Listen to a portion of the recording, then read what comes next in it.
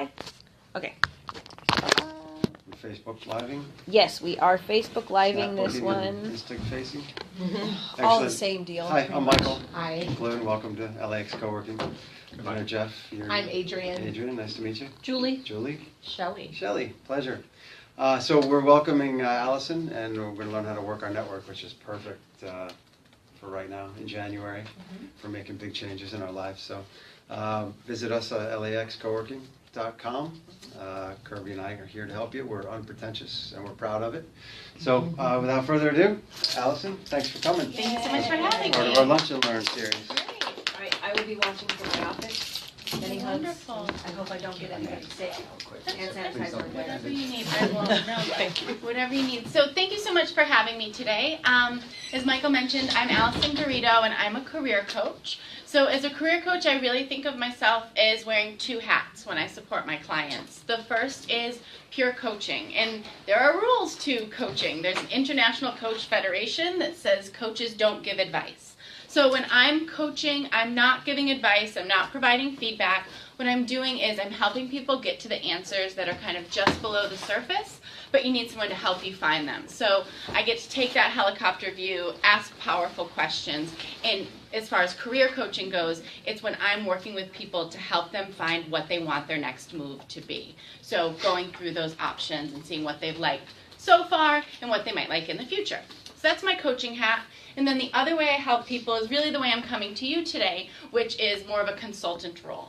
So as a consultant, I become the expert, and I have a rich background in human resources, and I've been coaching for a while. So I have a lot of experience with resumes, interview preparation, LinkedIn, networking. I also help people a lot of times, particularly at this time of the year, with performance reviews. So with the consulting, it's really all about presenting yourself in the best possible way.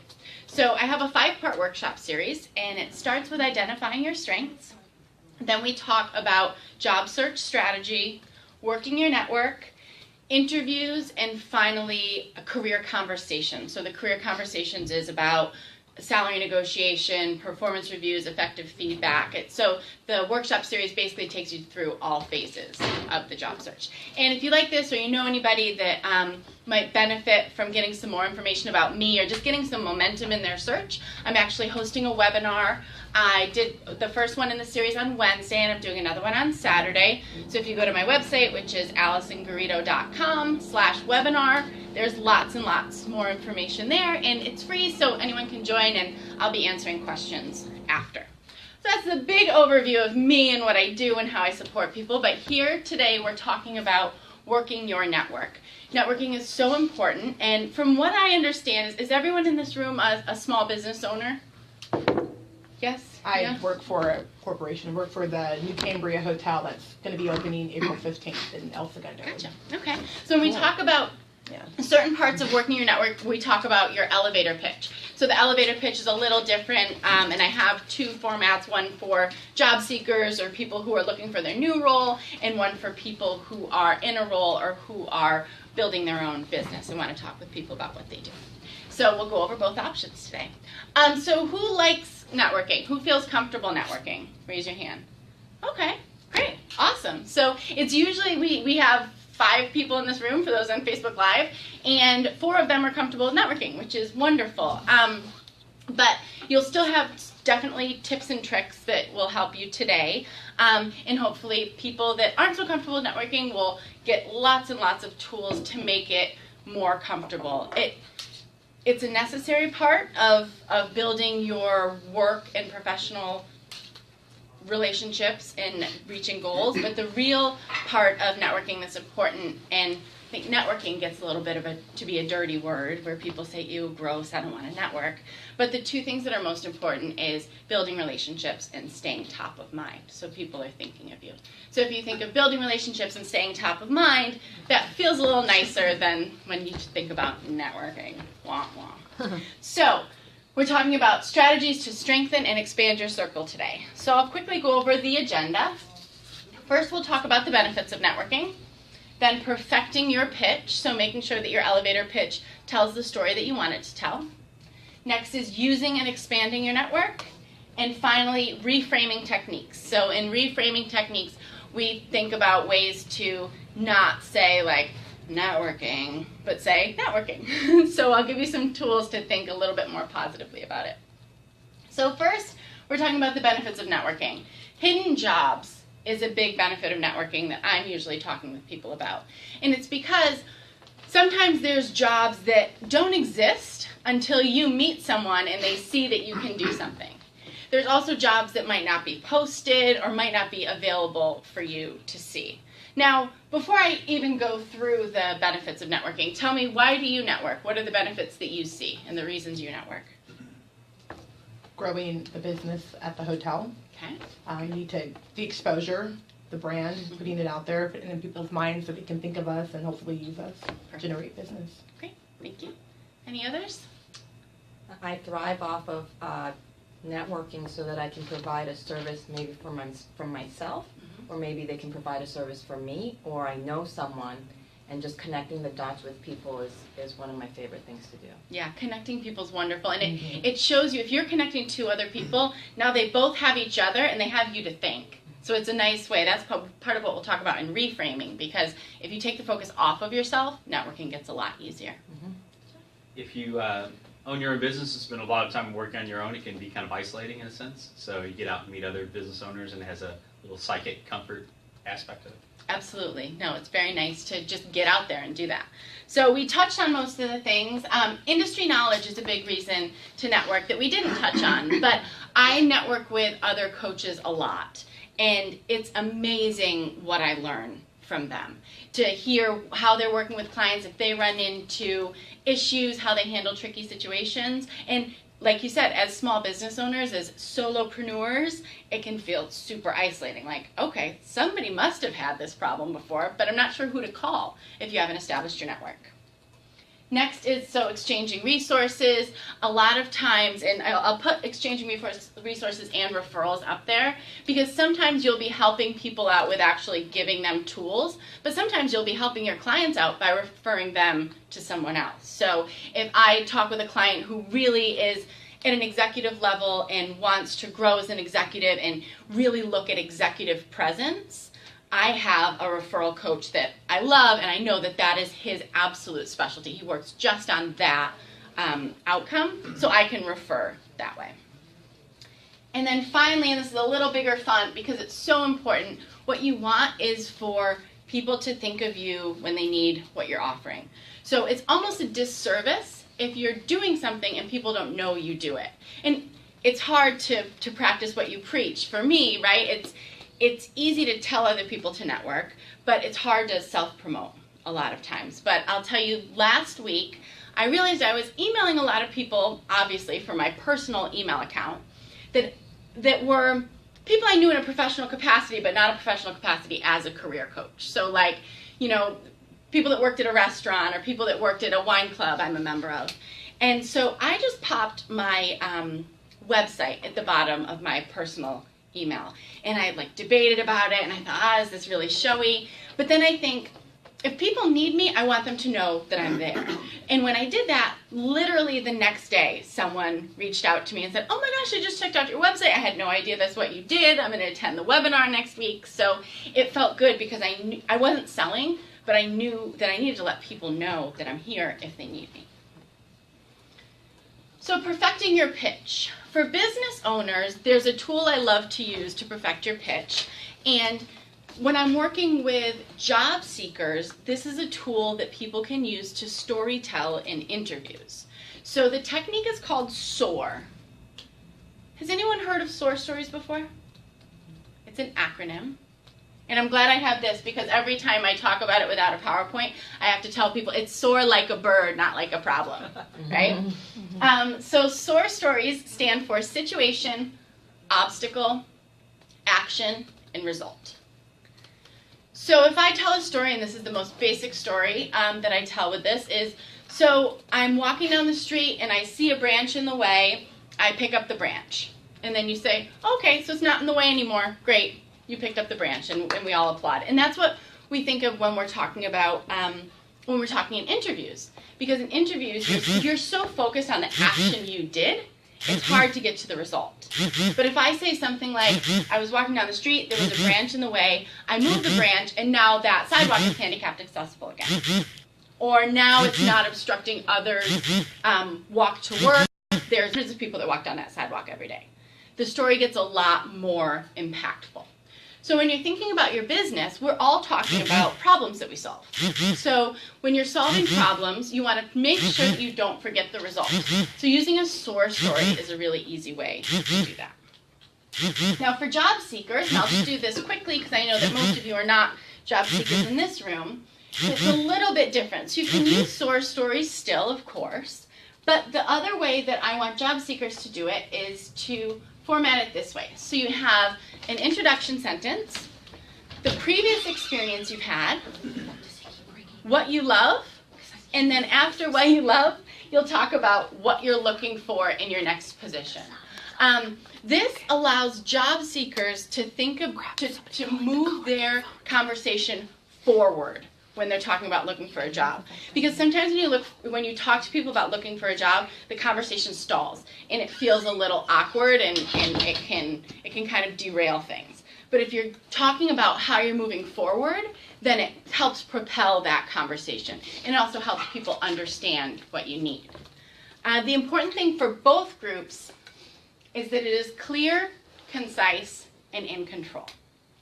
So if I tell you my story, I would tell you I worked in customer service in Boston for about 5 or 6 years, and I worked for a travel company. I did customer service and quality assurance. When I moved to Los Angeles, I started working in human resources. And when I worked in human resources, I loved being a resource for people. I loved that people would come to me with questions and I could help them with performance reviews. And that's what made me want to be a coach. I worked alongside an executive coach and saw the work that he did, which really impacted me. And so that's why I'm here today. So that's clear, succinct, and in control. A longer version of that story would be, I worked at the company in Boston. I loved the company in Boston. I moved here because my husband has a job in the film industry, and that's what you do when you have a job in the film industry. You come to Los Angeles. I talked with a recruiter because I wasn't sure what I wanted to do. I just knew I wanted to help people. And she said, oh, you should work in human resources. I worked for one job that was a really, really bad culture fit, and then I worked for another job that was a really, really wonderful culture fit and helped me decide how to be a coach. So that is a story maybe for a drink after work, after we've gotten to know each other a little better, but there were a lot of circumstances in that story. And do you see the difference between the first story, I was in control, and it doesn't change the outcome of the story or what I did, but when you add a lot of circumstances, well then, after I was divorced, after I was laid off, like all those things that take the control away from you, you still have control. You got to choose the decisions you made. So it's not so important to create and add those circumstances when you're first meeting people. So this is the pitch, but pitch is short for elevator pitch, right? So why do we call it an elevator pitch? Quick? Because you only have from the first floor to the fourth floor to tell it. Exactly. So that's the theory, that you would get in the elevator with someone you want to work for, you want to work with maybe as a client, and you've got to get it all out quick. So we have a quick exercise, and we'll try to do it in 5 minutes or so to talk about our elevator pitches. So what I'd love for you to do is this quick exercise.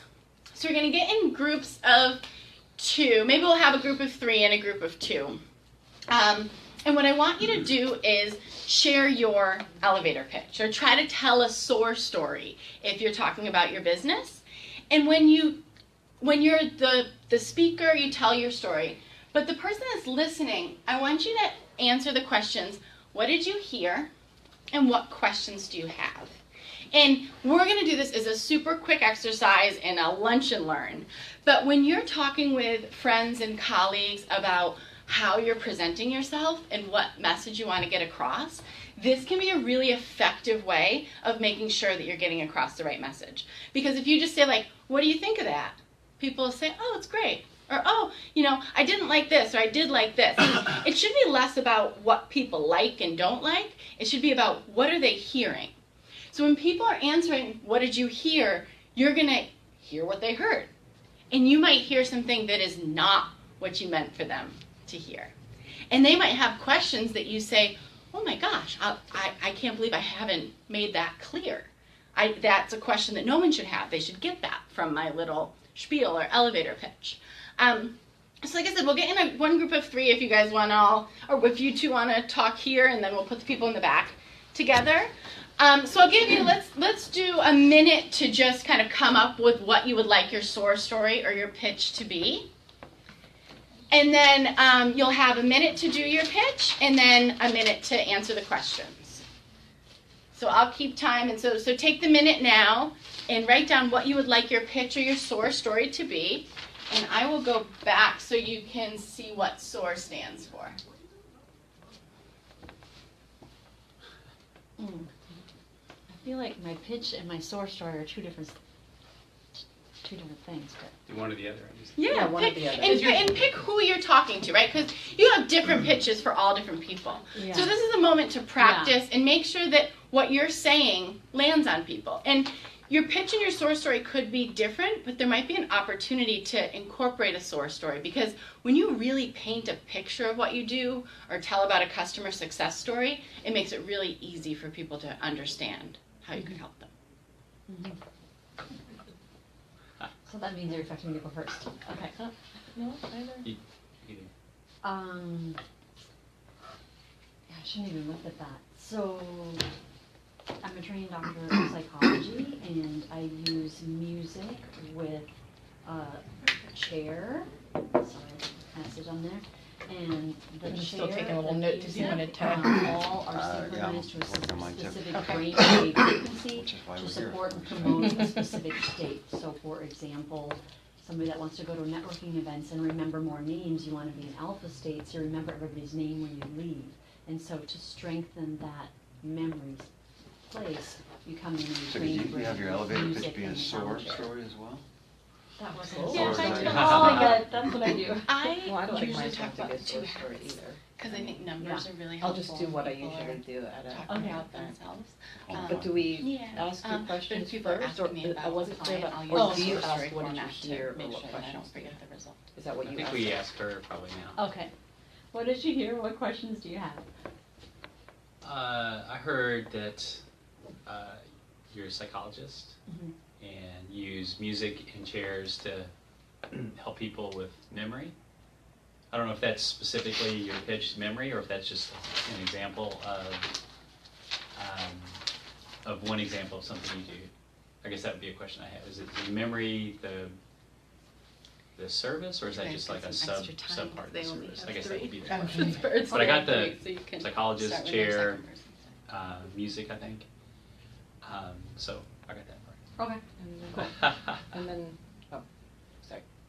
What I heard was that you're a doctor of psychology and you have this particular technology where you sit in the chair, you listen to music, and you get to choose different levels, states of consciousness, where, for example, your situation was, if you want to remember more names at the networking event, then this alpha state will help support in being able to do that. You guys are such good listeners. No, it's- Was that what you wanted it's them to interesting hear? 'cause It's different. It has a hook. Yeah, like they remembered it almost all by heart. Okay, Great. I guess I can go first And then I then. immediately have So, questions my name like, is where did you Adrienne find Snow. this I work for technology? the Is it Cambria something Hotel, that which is a you brand new hotel. invented We're or not even open yet. created? We open April And 15th, things of right that here in El nature, Segundo. and more I've about been how it in works. the industry. I'm going on Maybe 9 more years this year, so I situations, definitely love what I do. examples. Yeah, more I think Soar. the challenge yeah, I'm more having right Soar. now is that our And I hotel is think not that quite a lot of open, people want and to it was feel supposed to that open in experience so they November, could relate and then to it's themselves. February, Yeah. now it's April That's what I would 15th, do. so Cool. I feel like our Thank you. customers are Got it. frustrated because they have immediate Yeah, needs, and yeah, we just sure. can't supply Um, them right I now help what they need. Busy I'm professionals hoping overcome that the coming office to the networking events, I personal can still training kind and of online expose fitness the training. brands that An it's example Cambria is a is choice. one of our It's a choice clients, product, Nick, it's more of an who's a upscale creative for director choice. for We a usually do company. quality ins and Came things like in, that. he's So I'm a hoping father of networking two, up into the point of our hotel opening up. we married, can, busy just career, get good so exposure doesn't have at a the lot of hotel time to and work out. can let people but know he their does new have dates clear so we don't have goals. so many He came in issues being with a 26 the delays of 2016 construction and so on with the and goal so of losing forth. 20 pounds and doing 100 straight push-ups, and he just completed that goal. I think that's it. So he's My a good example goal- of someone that we target, I wrote which is to a busy gain business professional. needs, but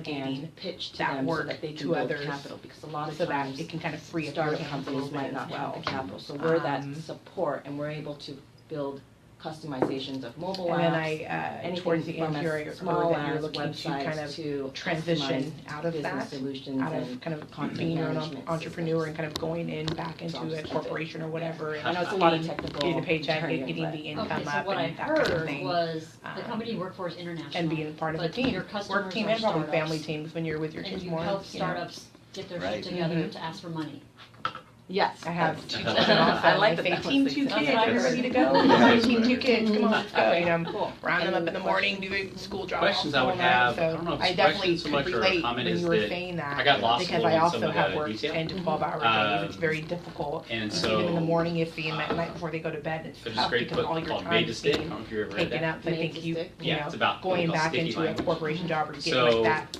maybe cut some language, paycheck that's gonna sticky hopefully free meaning up some of that people get time it. and allow you to spend more time with your children and So do the things that you maybe want to some do. language that is Yeah. a little more concrete, rather than Okay. It's about 30 more seconds to Technological wrap up your based. conversations. Did you just for Like something that layman's having you basic, here, like things having that you can land. repeat that back to Yeah, me, something I that realized it's a that great I'm book putting if you too ever much of get a my chance own. to read it. Made It's to about Stick? yeah, Made to Stick Ah, is this by is what I gotta two do. professors, My story? but it's not written So- professorish. It's very When you rephrase it back to me, it was like, well, entrepreneur, You business ownership it's is Right. too enjoyable, tough. Now I but want it to do has a this. lot of substance as well. Whereas I want to make it. It Um, was so awesome. But they I've just talk done about it. using Right. language And that now people I want to get settle back and really And focus. this is So what that's I just a learned, thought so that I this had. is what I'm Yeah. gonna bring to Right. the next Right. role. Well, I understand That's what everything when that you you were- said, but I Go ahead. think No, no, please. You like go. if When we're in you LAX were Coastal repeating it Chamber back and I didn't hear the whole conference, thing, that was I was too wondering, heavy. like, That what was does like, he if need? you were talking to a startup, know you what would he love needs. exactly Right. what you Right. said. The Or could startup you would help get, him? like, yeah, come Like on, you let's empathize do- with what him, do big I deal, but I need? wondered, So, could you me help him too, get I what he tailored needs? mine Right. to an Yeah, and I LAX noticed that networking I event. don't. Right.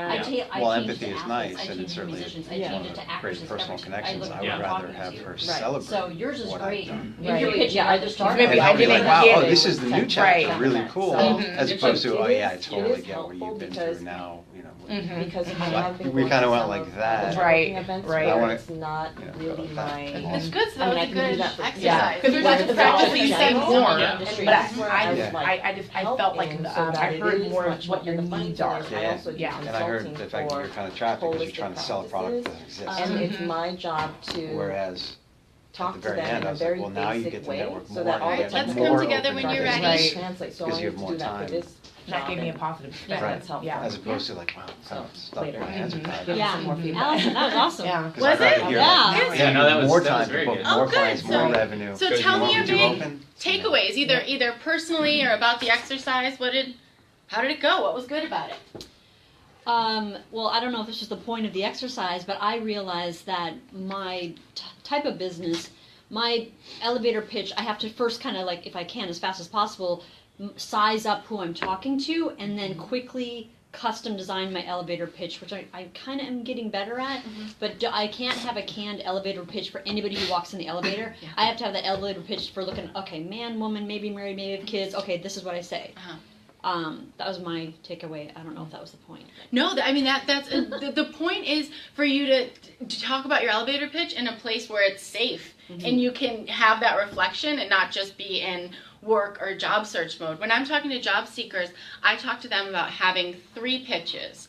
And the first pitch is like your friendly people, the people that want to know more, and you're kind of like having coffee with them already, and they're going to help, and you can talk about questions you have and ask them for feedback. So that's the first one.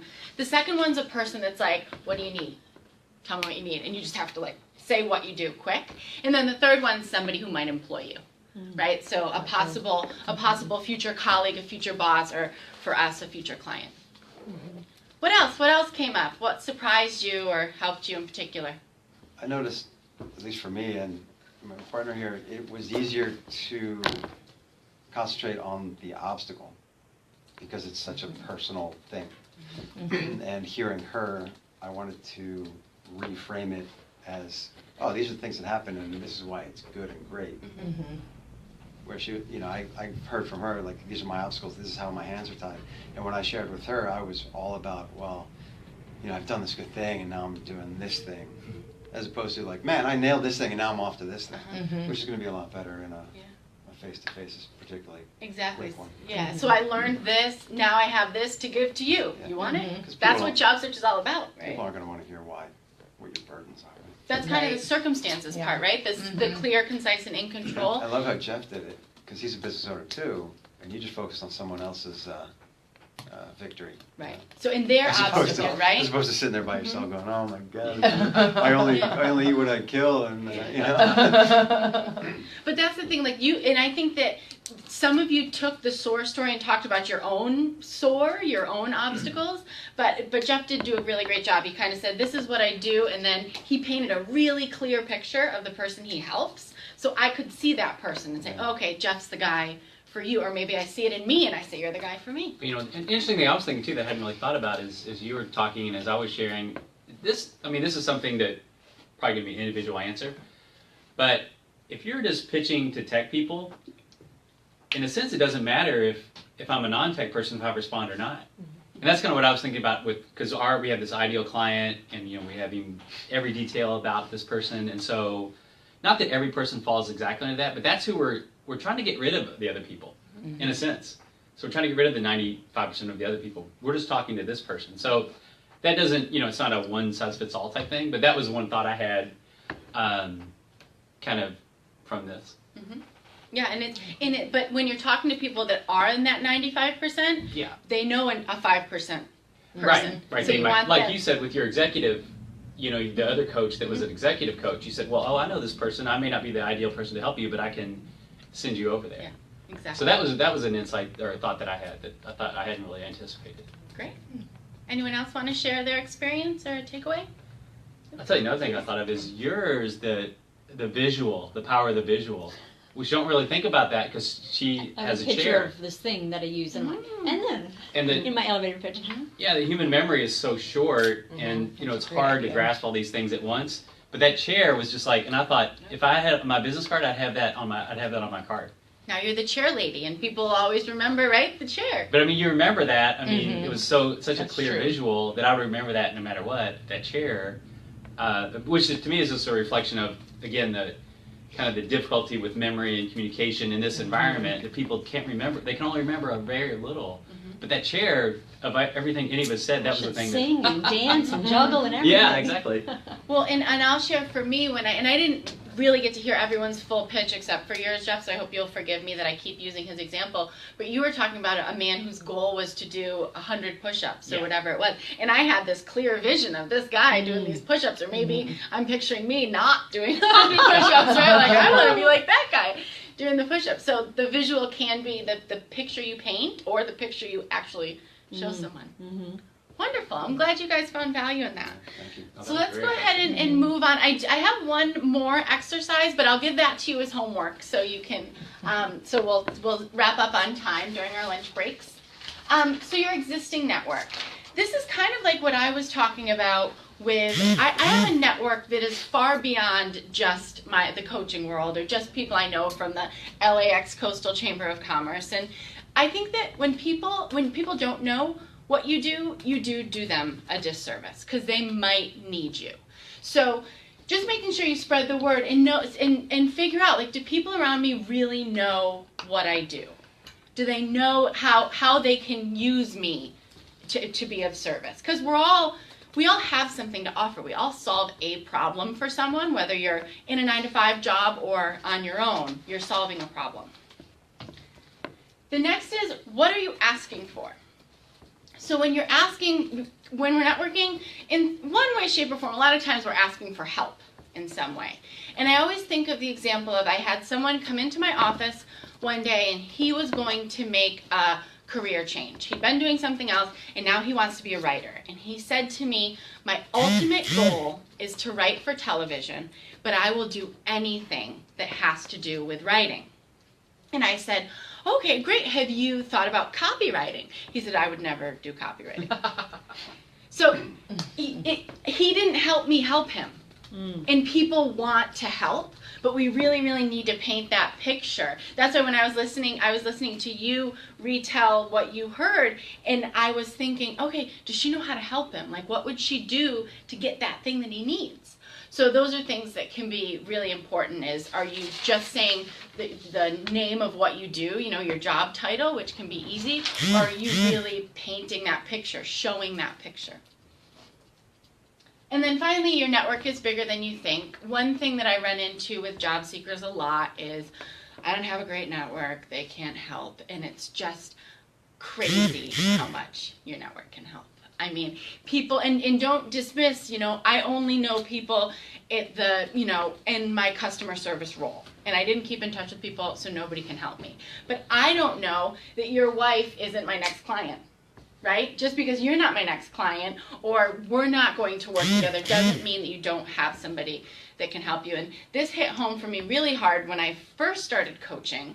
I had a client and I said to her, check out my LinkedIn. I'm so willing to make connections with you, with whoever my network you would like to speak with. And she wanted to speak with my husband. Of the 700 people I have on LinkedIn, she wanted this person who I read her email and he was next to me on the couch, right? So you just never know how close the connection is. You never know who people know. I wrote an article recently and I talked about a person I've been working with who works in human resources, and she was telling me how she's very close friends with a very famous Spanish guitarist. I would never think that she could help me find a flamenco dancer or whatever, You think, oh no, you kind of put people in a box. And so don't put people in a box, and don't put you in a box, because besides just being a career coach, right? I do some consulting. I'm a speaker. I'm a wife. I also teach spin at the Y, right? You just don't know who people know.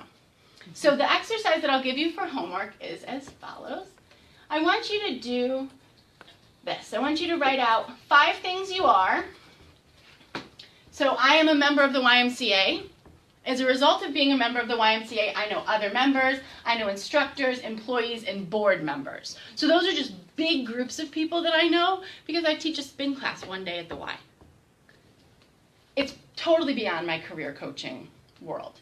And then I'm also a Special Olympics coach. So in this instance, I named specific people that I know.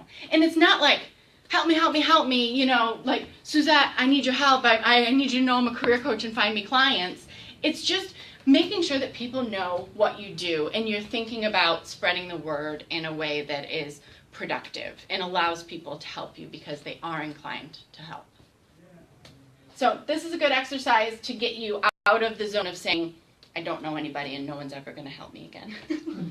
Which we all kind of get there sometimes. Like, well, this seems just hopeless. So this is a good get you out of the funk exercise. So finally, because so many people are talking to me a lot about networking and how it's a drag or it feels so fake or I can't go to another mixer or whatever it is, I have some reframing exercises to make networking a little bit easier for people that are reluctant. But tell me first, because this is a group of people that network quite a bit, what are some of your favorite types of networking events?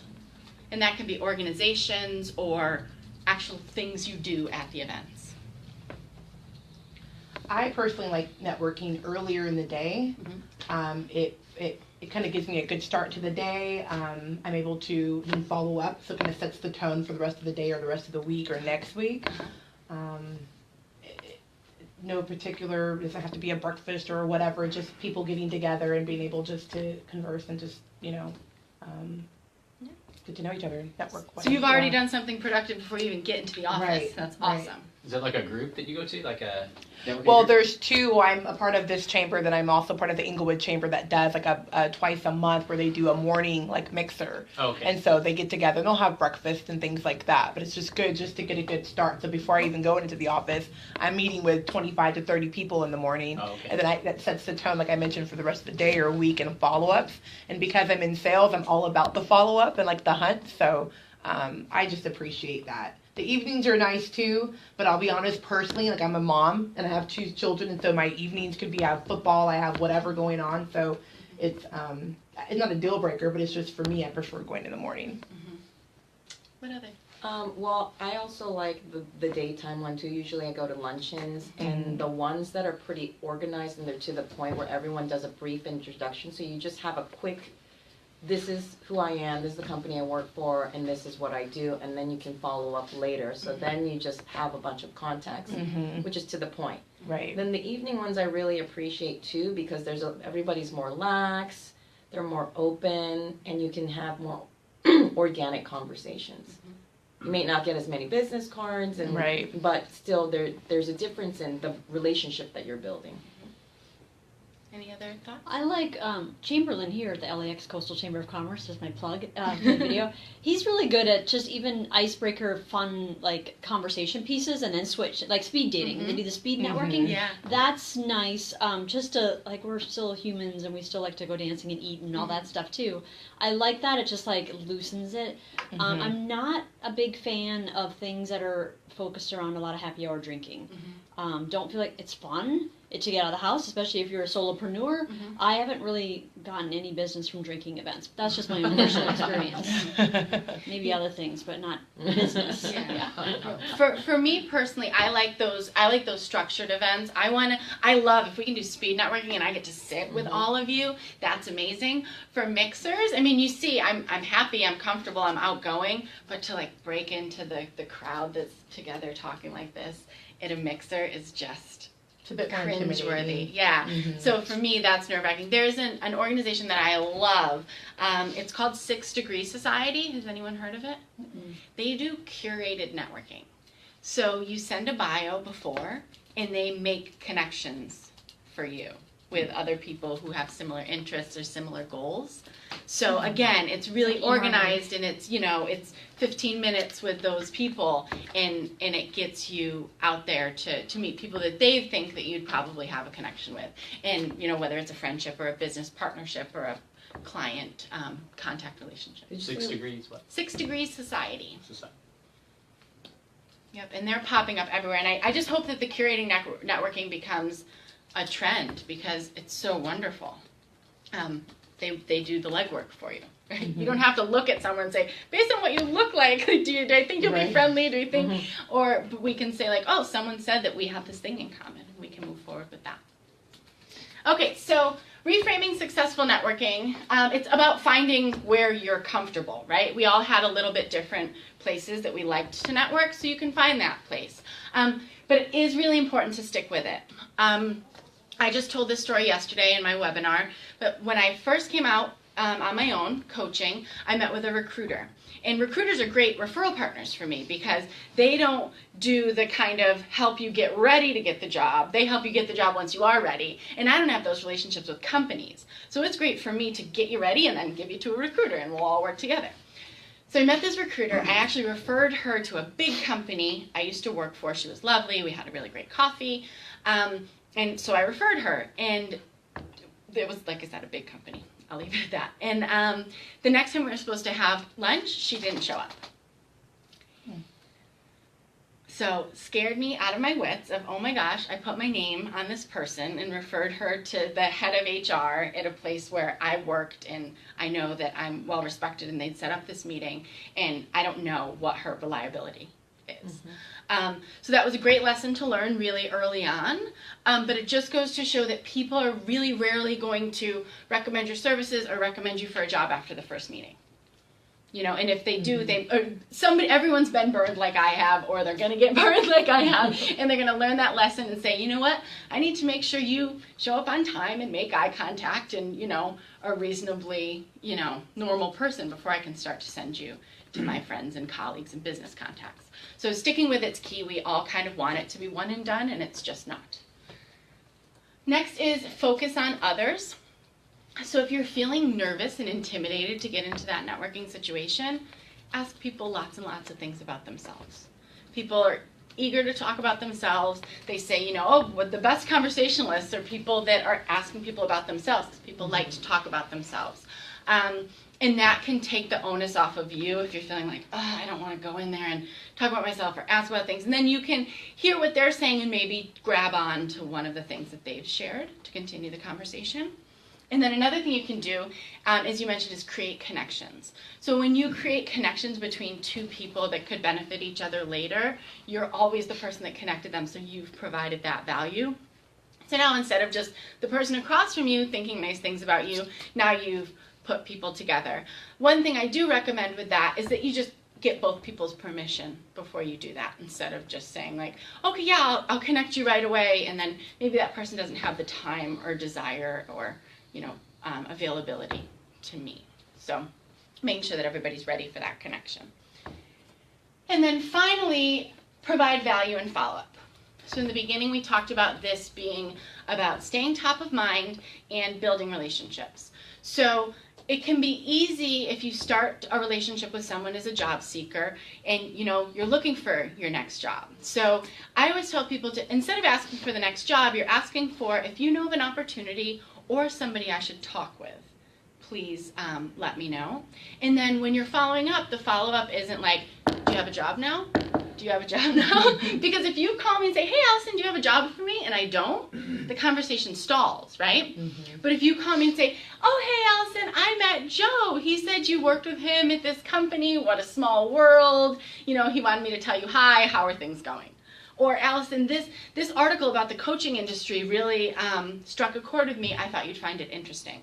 So those are ways that you stay top of mind and you're somebody that's providing value and staying in the conversation without being someone that's always kind of asking for something. But you're still there. You still give that little tap on the shoulder, but in a way that moves the conversation forward no matter what. Okay? Tell me any questions you have, any comments. I have a little wrap-up slide, but what do you think? Well, when we did the exercise, the second part was what did we hear, and then what was our question? Mm-hmm. Was that meaning like in case their pitch wasn't clear enough, and then we still had questions? Like, wait, what do you do? Oh, okay. So if you heard a question, when I heard the questions that you were getting, the questions that I heard were follow-up questions, were questions to continue the conversation. Oh, yeah. So that's what you want. You want to hear questions to continue the conversation. If you hear questions that you're like, oh my God, she has that question, she didn't get that from my pitch, like that's an issue. Mm-hmm. So you might hear someone ask you a question that you say, oh dear, this should have been clear. I should have incorporated that into my pitch. Mm-hmm. Yeah. Okay. Did you have something? Any quick tips on use of social media for effective networking? Yes. LinkedIn is doing personalized invitations. So that's a really big thing for me. Again, it goes to the building relationships. If you're reaching out to someone on LinkedIn that you don't know well, give them that touch point. Like yesterday I did the webinar, 50 people were on the webinar. If I just got a LinkedIn invitation, I wouldn't know if it was a LinkedIn invitation from somebody that was on the webinar or a stranger or anything. But I had someone reach out to me that afternoon and said, Alyson, thank you so much for the webinar today. I found such great value in it. I'd like to keep in touch on LinkedIn too. That makes a difference. And she knew me, right? So she already had that connection. But even people you're reaching out to cold, it could be, I might say, I see that you're a recruiter and you work with these people. I have a lot of candidates that are in that field. I'd love to grab coffee, learn more about what you do so I can send you some great candidates. Yeah, that's a big one, LinkedIn. Any other questions? Well, I have a question, or maybe it's a comment. I'm not really sure. Maybe I ask you this afterwards, but what their feedback was, normally what I do is when I meet somebody randomly anywhere, sizing them up is I just give them a brief. I don't go, what I did was I just gave them what I usually do for a particular industry. Great. Obviously, knowing what they do first, I could have customized it. Mm-hmm. But based on this exercise, I did it in just one format. Mm-hmm. So my question is, and normally what I do is, they'll say, oh, what do you do? And then I'll say, I'm in software tech, we create business solutions, and leave it at that until they ask more questions. Yeah. So then in this elevator pitch, I mean, do you have any feedback in terms of, because their suggestion was, well, you want to customize it based on if you're doing it for a local community or a chamber of commerce that's not in the industry and you want to pick specific words. Mm-hmm. I'm not sure what my question is. Maybe just some feedback in terms of. I understand. I think that what you did is a great way to start a conversation. Right. So what you were putting something out there and waiting for someone to grab onto some part of it to continue the conversation. And that we always want this to be a conversation. Mm-hmm. So that's great. Okay. The pitch is more like, you stand up in front of someone, or you really want something and you know what you want, you know what you need, so you're asking for it. So the pitch is just usually a little longer. Okay. But you always want it to lead to a conversation. Right. So yeah, I think that when we're talking about pitches, there's an ask in one way, shape, or form at the end of a pitch. Mm-hmm. People need to know what to look for to help you, or what you do, how to spot someone that can support you. Okay. Referring to the ask, if your elevator pitch is I'm looking for a job. Mhm. Do you have a recommendation do you approach it of, I'm looking for a job, this is what I need, I trust you're a good person, help me? Or is it, these are the solutions I can give whoever I end up working with? I think it's back to the job search one, which is what you've done. So I think it was job title, what you've done, what you love, and how you're moving forward. So I would say I've been, like for you, the bits I've heard is I'm an entrepreneur. I have built my business to this. I've had great success in the field of marketing, and I've enjoyed doing that. Now I'm looking to transition to bring those skills to a company. So at no point, into a corporate. So I would even get more specific into a corporation, a mid-level corporation in Playa Vista. So at no point in that did I say I want a job. Okay. But you didn't feel uncomfortable either, right? Like when you go, I need a job, or like I had someone say, like the conversation killer 2 words is seeking employment. He said, like I felt like every time I said that, people were like, would just buckle up. So it's really just forward moving, and then like, so in that conversation too, like the way I framed that, your next question is like, oh, have you talked to somebody at Google or whatever it is? So now it keeps the conversation going, and people understand that you're looking for a job without you saying, please find me a job.